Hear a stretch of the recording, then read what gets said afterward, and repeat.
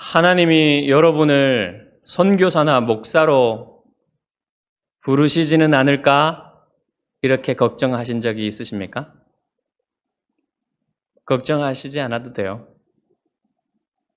부르시지도 않았는데 지레 걱정할 필요가 전혀 없습니다.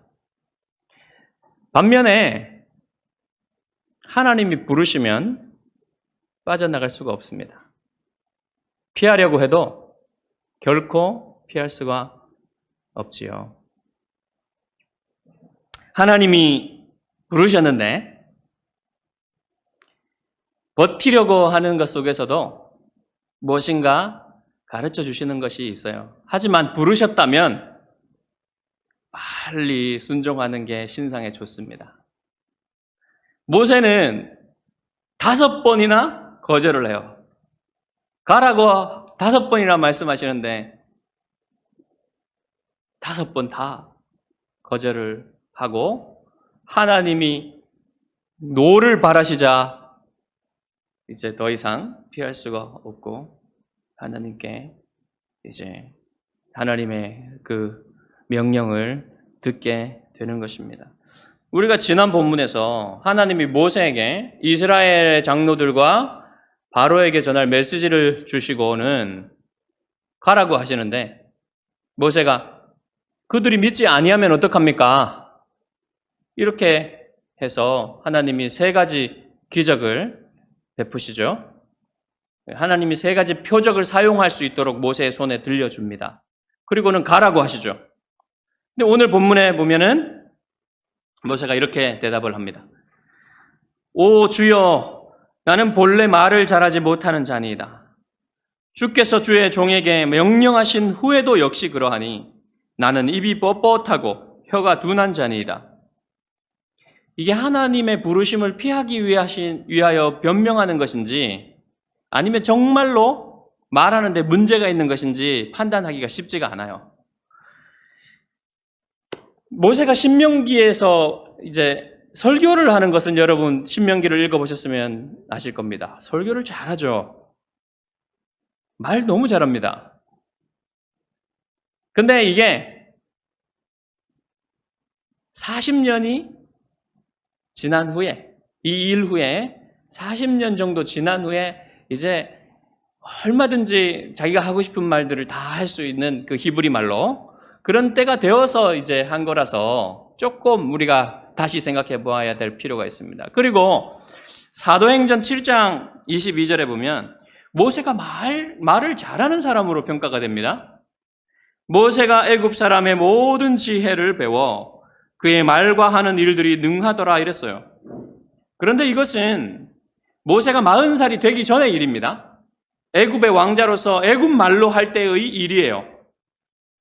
그렇기 때문에 히브리 말을 하는 거에 대해서는 또 말이 달라집니다. 여러분, 모세가 히브리 말을 언제 배웠겠습니까? 3살이 되기 전까지 이제 어머니로부터 주변의 가족들로부터 히브리 말을 듣고 배웠겠죠. 근데 그리고 나서 애굽 왕궁으로 들어가서는 40살이 될 동안 애굽 말만 하고 이 히브리 말 사용할 일이 거의 없잖아요. 뭐 히브리 사람들 만나더라도 뭐 인사나 하고 뭐 이 정도 그냥 잠깐 의사소통할 정도 외에는 히브리 말을 사용할 일이 많이 없잖아요. 그리고 나서 이제 애굽을 떠나가지고 미디안 광야에서 40년 동안 살았잖아요.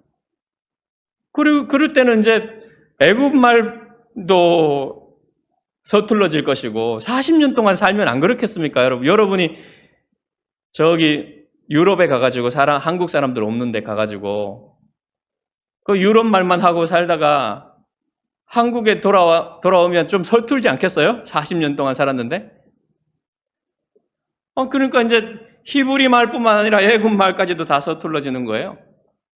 이것이 여러분 이 가라고 하신 메시지를 들고 가라고 하시는 하나님의 명령 앞에서 이 심리적으로 위축되고 하는 그런 일이 있을 수밖에 없겠죠. 제가 신학교 다닐 때 처음으로 이제 교회에서 설교를 하게 됐어요. 전도사 때. 근데 이제 설교를 다 하고 내려와서 그 녹음된 거를 들어보니까 목소리가 얼마나 작은지 개미 목소리 같아요. 개미가 목소리가 있다면. 제가 원래 음성이 작은 사람이 아니지 않습니까? 누구한테도 안 꿀릴 정도로 이 성량이 커요, 제가. 그런데 얼마나 말을 작게 하는지 제가 하는 말에 확신이 없는 거예요, 제가. 두렵기도 하고. 근데 이제 이게 극복이 되는데 어떻게 극복이 되었냐면 제가 하는 이 말이 제 생각이 아니라 하나님의 메시지라는 사실을 확신하고부터 그냥 설교를 하게 되었습니다. 지금도 사실 설교하는 건 너무 어려운 일이에요. 그렇지만 이 말씀이 하나님의 말씀이기 때문에 제가 이 자리에 서서 하나님의 능력으로 설교를 할 수 있는 겁니다. 말을 잘 못하니까 못 가겠습니다. 이렇게 하는 모세에게 하나님이 뭐라고 대답하실까요? 11절입니다. 누가 사람의 입을 지었느냐? 누가 말 못하는 자나 못 듣는 자나 눈 밝은 자나 맹인이 되게 하였느냐? 나 여호와가 아니냐? 너의 입은 내가 만들었다. 입은 말의 능력을 상징하는 겁니다. 모세 너의 입을 내가 만들었다. 모세 네가 말을 잘하거나 못하거나 내가 만들었는데 지금 나를 원망하는 거냐? 모세가 할 말이 없죠. 여기서 말을 더 이상 하면 안 됩니다. 모세가. 거기다가 뭔가 보태면 안 되죠. 그래서 말을 안 했어요, 모세가. 부모님들이 자녀에게 잘 하는 말이 있어요. 너는 도대체 왜 그러냐? 좋은 말이 아니죠. 자녀들의 돌아오는 말이 있어요. 누구 자식이라 그렇겠습니까? 우리가 하나님께 이런 말을 하면 안 돼요. 하나님이 우리를 지으신 것은 하나님의 뜻이며 하나님의 영광을 위해서 그렇게 지으셨기 때문에 그래요. 강하면 강한 대로, 약하면 약한 대로, 충분하면 충분한 대로, 모자라면 모자란 대로 다 하나님이 그렇게 지으실 만한 뜻이 있어서 그렇게 지으셨기 때문에 우리가 그것에 대해서 원망하거나 무슨 말을 하면 안 되는 겁니다. 심지어는 말을 못하는 것도, 못 듣는 것도, 못 보는 것도 다 그를 향한 하나님의 뜻이 있고 그를 통해서 하나님이 영광 받으시기 위해서 그렇게 지으셨다는 말이에요. 그것을 받아들이기가 결코 쉬운 일은 아니지만 하나님이 그렇게 지으셨다는 것을 받아들이고 감사하면서 하나님께 이 인생이 사용되기를 바라며 하나님께 순종해야만 한다는 것입니다. 제자들이 날 때부터 소경된 사람들을 보고는 예수님께 저게 누구의 죄입니까? 누구 죄 때문에 그렇게 되었습니까? 이렇게 물으니까 예수님이 뭐라고 대답하십니까? 이 사람이나 그 부모가 죄를 범한 것이 아니라 그에게서 하나님의 하시는 일을 나타내고자 하심이라고 예수님이 말씀을 하셨죠. 그렇습니다. 지금 여러분에게 주어진 모든 것이 하나님의 영광을 위한 것임을 믿으시기 바랍니다. 특별히 무엇인가 부족하고 모자란 것, 약한 것이 있을 때 그것을 여러분 하나님의 뜻이라고 받아들이라는 것입니다. 특별히 여러분 자신뿐만 아니라 여러분의 배우자나 여러분의 자식들이나 다 부족한 것이 있죠. 그것을 여러분 하나님의 뜻이라고 받아들이시기 바랍니다. 그럴 때 여러분이 그것을 믿음으로 받아들이고 감사할 때 하나님이 여러분 그것을 통해서 선한 열매를 맺으실 거예요. 여러분, 지난 세기에 일본과 우리나라에서 가장 사랑받은 일본인 작가가 미우라 아야코입니다. 이 미우라 아야코는 젊은 시절부터 병을 달고 살았어요. 24세 정도 되었을 때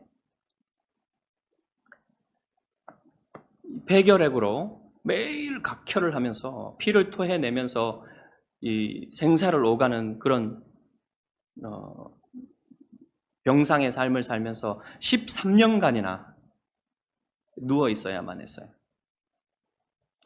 그런데 그러던 어느 날 한 청년이 결정적으로 아야코를 찾아옵니다.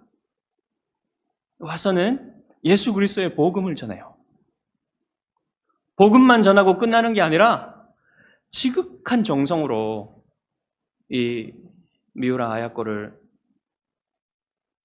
돌보죠. 간호하죠.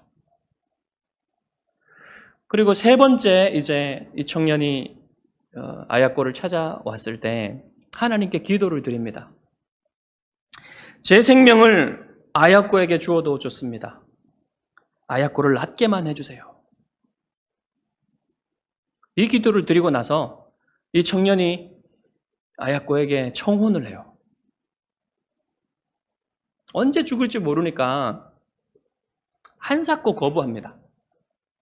그런데 이 청년이 단 3일간만이라도 함께 있기를 원합니다. 함께 있으면 좋겠습니다. 반드시 당신과 결혼하고야 말겠습니다. 이렇게 말하니까 받아들이죠. 그리고 나서 5년간 기다려요. 태어날 때까지. 그때가 이제 5년 후에 결혼을 하게 되는데 병상 생활을 13년간이나 이제 끝내고 그리고 결혼을 하는데 그때가 34살입니다. 37살입니다. 24살에 시작해서 13년간 했으니까 37살이죠. 그리고 이제 결혼을 하고 나서는 이 집필 생활에 집중을 하게 돼요. 전념을 하게 돼요. 그러다가 이제 남편의 수입으로는 생계가 안 되니까 작은 구멍가게를 하나 냅니다. 그때 이제 독실한 그리스도인이 된 미우라 아야코는 정말 정직하고 친절하게 손님들을 대하니까 금방 이렇게 구멍가게가 너무 잘 됐어요. 그래가지고 직원도 채용하고 물건도 많이 갖다 놓고 종류도 많이 갖다 놓으니까 너무너무 잘 되는 거예요. 그러던 어느 날 남편이 이제 직장에서 돌아와가지고는 아내에게 말합니다. 여보, 우리가 장사가 잘 되는 건 좋은 일인데 다른 가게가 힘들어하는 것 같아.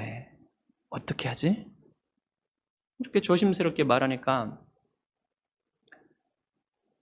미우라 아야코가 그 말을 곰곰이 생각하고 받아들입니다. 그래서 물건의 양과 물건의 종류를 줄이고 심지어는 가게에 찾아오는 손님들한테 저쪽 다른 가게를 소개를 해줘요. 그러니까 이제 점점 가게가 한산해집니다. 그래서 시간이 많이 남아요. 그래가지고 작품을 썼는데 그게 노벨 문학상을 받은 빙점입니다.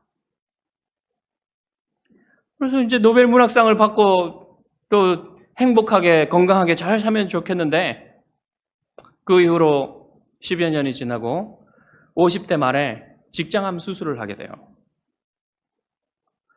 그리고 1년 후에 그 직장암 수술을 하고 난 1년 후에 이렇게 아야코가 말을 했다고 합니다. 작년 직장암 수술했을 때 뭔가 고통에도 의미가 있고 좋은 것도 주시고 나쁜 것도 주신다라고. 인간의 눈에는 나쁜 것으로 보이지만 나쁜 것이야말로 좋은 것일지 모른다고 생각했습니다. 어쩌면 이런 병에 걸려있는 나는, 게다가 이런 병을 하나님이 주시는 것은 어쩌면 하나님이 저를 편애하시는 것은 아닐까라고 진지하게 그렇게 생각했어요. 그리고 이제 죽기 전에 이런 말을 남겼다고 합니다. 질병으로 제가 잃은 것은 건강뿐이었습니다. 저는 건강 대신 예수님과 영원한 생명을 얻었습니다. 저와 여러분 모두가 하나님이 주신 모든 것, 특별히 우리 삶에 연약하고 부족한 부분들에 대해서 하나님께 감사하며 새롭게 바라볼 수 있는 그런 시야가 열렸으면 좋겠습니다. 여러분, 하나님은 기어이 모세를 보내실 작정이십니다. 12절에 계속해서 하나님이 말씀을 하시는데 이제 가라. 내가 내 입과 함께 있어서 할 말을 가르치리라. 걱정하지 말라는 거예요. 내가 너에게 말할 능력도 주고 무엇을 말할 것인지도 다 가르쳐 줄게. 이제 더 이상 모세가 핑계할 것이 없잖아요. 도망갈 것이 없습니다. 하나님이 요나라는 선지자에게 니느웨로 가서 그 백성에게 경고를 해라. 심판을 경고를 해라. 이렇게 하니까 이 아수르의 수도인 니느웨 사람들한테 이 아수르가 이스라엘의 원수들이었어요. 그래서 이 아수르 사람들한테 하나님의 경고를 전하면 이 사람들이 회개를 하면 하나님이 그것을 그들을 용서해 주실 것을 요나는 분명히 알았어요. 왜냐하면 하나님은 너무나 자비로우신 분이시기 때문에. 그래서 도망을 칩니다. 이 메시지를 안전하려고. 다시스로 도망을 치는 배 가운데에서 쿨쿨 자고 있는데 하나님이 이 배를 풍랑으로 막으셔요. 그래서 결국은 요나가 바다에 던져집니다. 그래서 큰 물고기를 준비하셔서 하나님이 요나를 삼키게 하시고 3일간 그 물고기 속에 있다가 육지에 토해내죠. 그래서 더 이상 하나님을 이제 거부할 수 없고 도망갈 수가 없어서 니느웨로 갑니다. 가서 하기는 싫은데 억지로 전합니다. 하나님이 심판을 하실 거야. 이러면서 거리에 돌아다니면서 메시지를 전하는데 정말로 그러지 않았으면 좋겠는데 이 니느웨 사람들이 왕부터 종까지 다 짐승들까지 다 회개를 하는 거예요.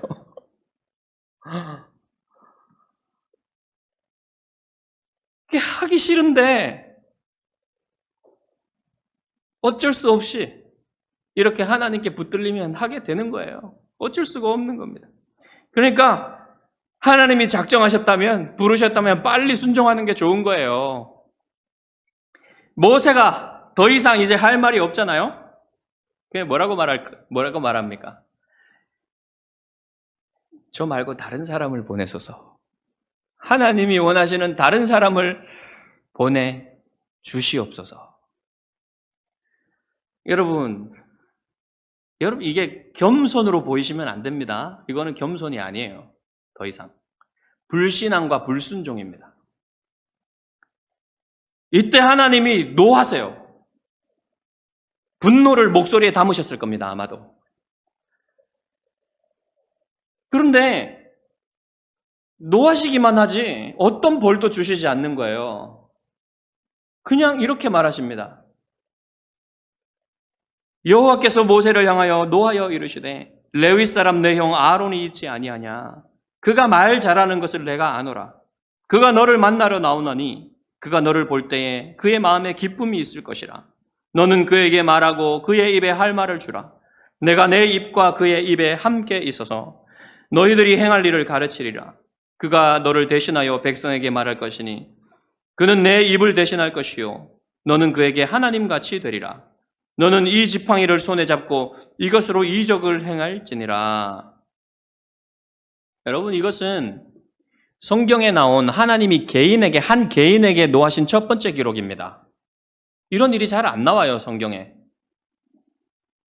여러분, 500년 후에, 모세 500년 후에 다윗이 이제 언약궤를 예루살렘으로 옮기려고 수레에다가 언약궤를 싣고 이제 옮기는데 갑자기 소들이 뛰놀아가지고 우사라는 사람이 이 언약궤를 떨어지지 않게 하기 위해서 손으로 댑니다.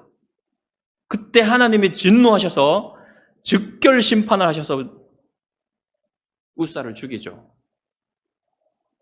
그런데 우리 모세를 하나님은 진노를 하시는데 모세에게는 오히려 모세의 말을 들어주세요. 진노만 하시고는. 모세를 위해서 대변인을 주시겠다고 하십니다. 모세의 형 말 잘하는 아론을 내가 너에게 대변인으로 줄게. 너 대신 아론이 말할 거야. 여러분 왜 그러셨을까요? 하나님은 노하기를 더디하시는 하나님 여호와의 영광을 보여주시기를 원하셨어요. 하나님은 우리의 부족함과 연약함뿐만 아니라 우리의 죄성도 잘 아십니다. 그래서 하나님은 정말로 더디 노하세요. 우리와는 달리. 우리는 금방 노하죠. 근데 하나님은 오래오래 참으십니다. 그래서 하나님이 오래오래 참다가 더 이상 못 견뎌서 화를 발하시는 게 아니에요, 여러분. 노를 발하실 때도 하나님이 모세를 보호하시는 것입니다. 더 이상 죄악으로 달려가지 않게 하시기 위해서, 더 이상 죄짓지 않게 하기 위해서 하나님이 모세에게 노하시는 거예요. 하나님의 뜻이라면 피할 수 없고 하나님의 뜻에 누구든지 따라야 된다는 당연한 사실을 알려주시는 겁니다. 그러나 우리는 말 잘하는 아론과 함께 모세가 일하게 된 대가가 매우 엄중하다는 사실도 여러분 보아야 돼요. 아론이 모세에게 도움이 되기도 했지만 이제 모세가 하나님께 십계명을 받고 율법을 받기 위해서 시내산에서 40일간 내려오지 않을 때 아론이 무슨 일을 했습니까?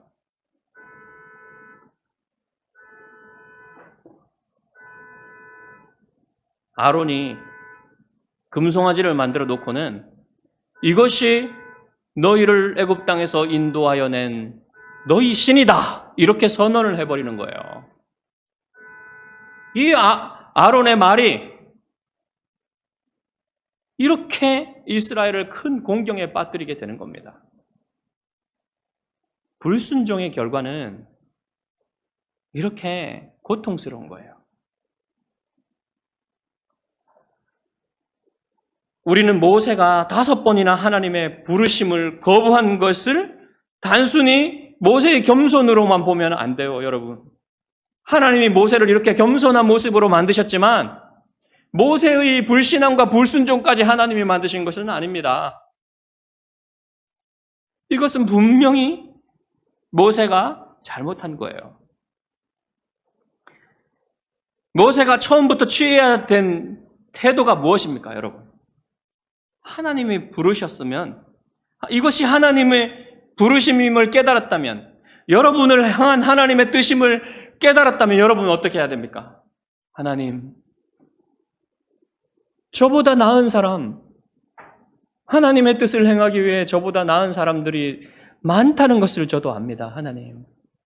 하지만 하나님이 저를 쓰시겠다고 하시면 하나님이 저와 함께 하실 것을 믿고 순종하겠습니다.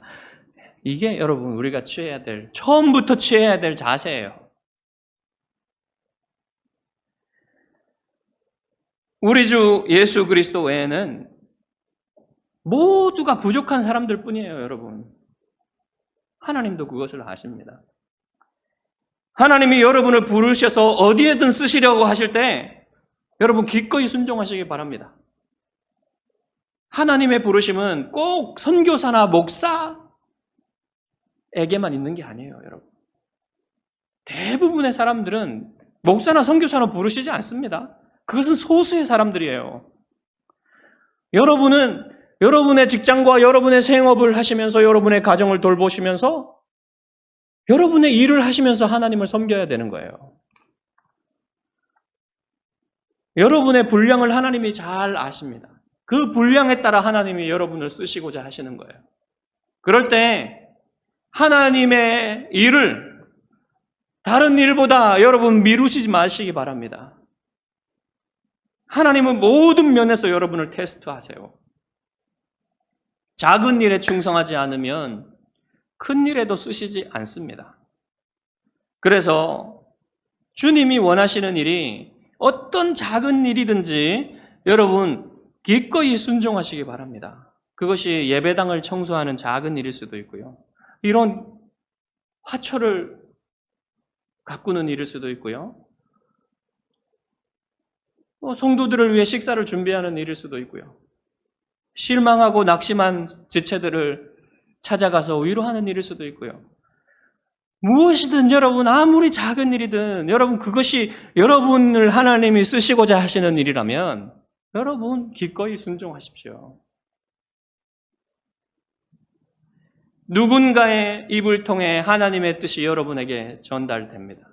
하나님의 말씀을 읽으시다가 전달됩니다. 설교를 듣다가 전달됩니다. 그것이 지속적인 일이든 일시적인 일이든 하나님이 여러분을 부르신다면 여러분 순종하셔야 돼요.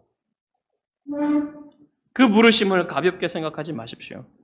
여러분이 순종하지 못할 이유를 찾는다면 몇 가지 찾을 수 있습니다. 불순종을 고집하다가는요, 노하심을 경험하게 돼요. 그러나 여러분이 순종할 이유를 찾는다면 수도 없이 찾을 수가 있습니다.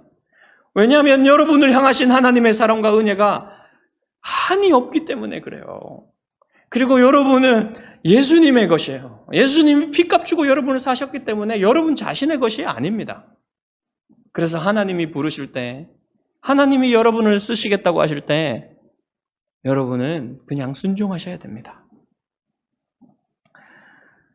작은 부르심에 순종하는 자에게 하나님은 더 크고 중요한 일을 맡기세요.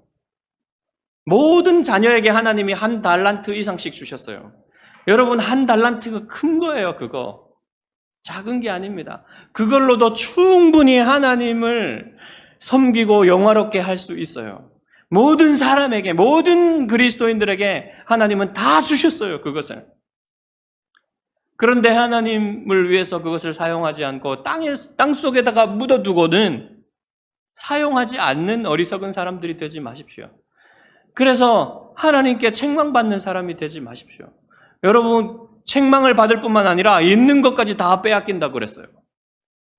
대신에 잘하였도다 착하고 충성된 종아 내가 적은 일에 충성하였음에 내가 많은 것을 내게 맡기리니 내 주인의 즐거움에 참여할지어다 라고 말씀하시는 주님의 음성을 들으시는 여러분 되시기를 주님의 이름으로 축복합니다. 기도하겠습니다.